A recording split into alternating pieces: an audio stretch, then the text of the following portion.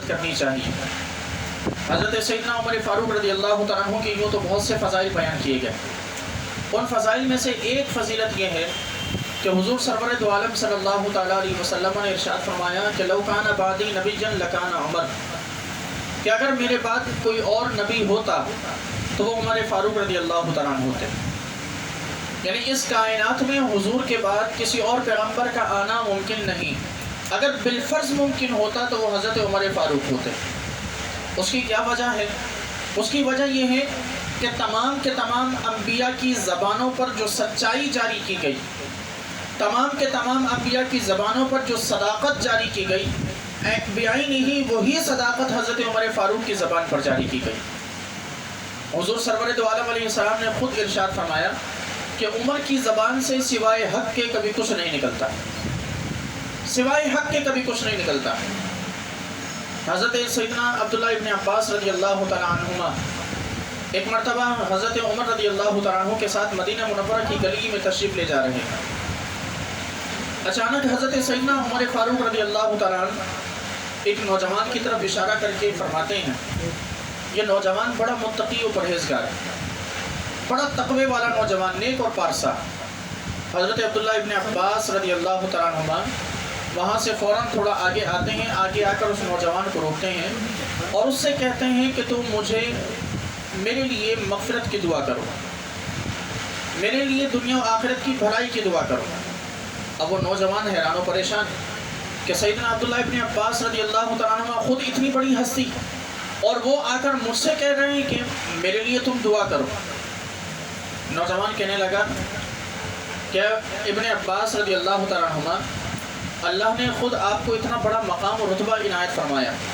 کہ آپ حضور کے سگے چچا حضرت عباس کے صاحبزادے ہیں، آپ حضور کے صحابی ہیں، اس کے باوجود آپ میرے پاس آئے ہیں کہ میں آپ کے لیے دعا کروں۔ حضرت عبداللہ ابن عباس نے ارشاد فرمایا کہ ہاں، اس کی وجہ ہے کہ تمہارے بارے میں عمر فاروق نے ارشاد فرمایا ہے کہ تم نیک اور پارسا ہو، اور ادھر میرے نبی نے فرمایا تھا کہ عمر کی زبان سے سوائے حق کے کچھ نہیں نکلتا۔ جب عمر نے تمہارے بارے میں کہا کہ تم نیک و پارسا ہو، اس کا مطلب ہے کہ حقیقتاً تم نیک و پارسا ہو، اور ہر نیک اور پارسا اور متقی و پرہیزگار شخص سے دعا لینے کا ہمیں حکم دیا گیا۔ تو یہ اس قدر ایک یقینی بات کہ جو تمام صحابہ کو اس بات پر اتنا یقین کہ سیدنا عمر فاروق رضی اللہ تعالیٰ عنہ کی زبان سے جو کلمہ نکلتا ہے، جو بات نکلتی ہے، وہ کبھی بھی جھوٹ نہیں ہو سکتی، غلط نہیں ہو سکتی، کہ رب کائنات نے حق کو حضرت عمر فاروق کی زبان پر جاری فرما دیا۔ اب یہ محرم الحرام کے دن ہے، ان محرم الحرام کے دنوں میں آپ بہت سی جگہوں پر حضرت سیدنا عمر فاروق رضی اللہ تعالیٰ عنہ کی کردار کشی سنیں گے۔ آپ سنیں گے کہ سیدنا عمر فاروق رضی اللہ تعالیٰ عنہ نے معاذ اللہ حضرت فاطمہ رضی اللہ تعالیٰ عنہ کو بالوں سے پکڑ کر گھر سے باہر گھسیٹا۔ آپ یہ بھی سنیں گے کہ سیدنا عمر فاروق رضی اللہ تعالیٰ عنہ نے حضرت سیدنا علی المرتضیٰ پر ناراض ہو کر حضرت علی المرتضیٰ رضی اللہ تعالیٰ عنہ کو مارنے کے لیے آگے تشریف لے گئے، آگے بڑھے۔ آپ یہ بھی سنیں گے کہ حضرت عمر فاروق رضی اللہ تعالیٰ عنہ نے اہل بیت کرام کی حق تلفی کی، ان کا حق مارا ہے۔ اب خود سوچیں، ایک طرف پیغمبر اسلام فرمائے کہ عمر کی زبان پر حق جاری کیا گیا، اور دوسری طرف ہم کہیں کہ عمر نے یہ کام کیے، تو یہ ناممکن سی بات ہے کہ جس کی زبان پر حق جاری کیا گیا ہو، پھر اس کے اعمال کیسے حق کے خلاف ہو سکتے ہیں؟ کہ سب سے بنیادی چیز زبان ہے۔ جب زبان پر حق اس طرح جاری ہوا کہ ادھر سیدنا عمر فاروق رضی اللہ تعالیٰ عنہ اپنی رائے دیں اور رب کائنات اس رائے کے مطابق آسمان سے وحی نازل فرما دیں اور قرآنی آیت نازل ہو جائے، جب زبان اس قدر صداقت والی ہو کہ سیدنا عمر فاروق رضی اللہ تعالیٰ عنہ عرض کریں، یا رسول اللہ صلی اللہ علیہ وسلم، مناسب نہیں لگتا آقا کہ آپ کی جو ازواج ہیں وہ بے پردہ لوگوں کے سامنے آئیں، کہ لوگوں میں منافقین بھی ہیں، وہ دیکھیں گے تو طرح طرح کا مذاق اڑائیں گے، طرح طرح کی باتیں کریں گے، ان کی پلید نگاہیں آپ کی مبارک ازواج کے چہروں پر پڑیں گی۔ آپ اپنی ازواج کو حکم دیں کہ وہ جب باہر نکلیں تو اپنے چہروں کو ڈھانپ لیا کریں۔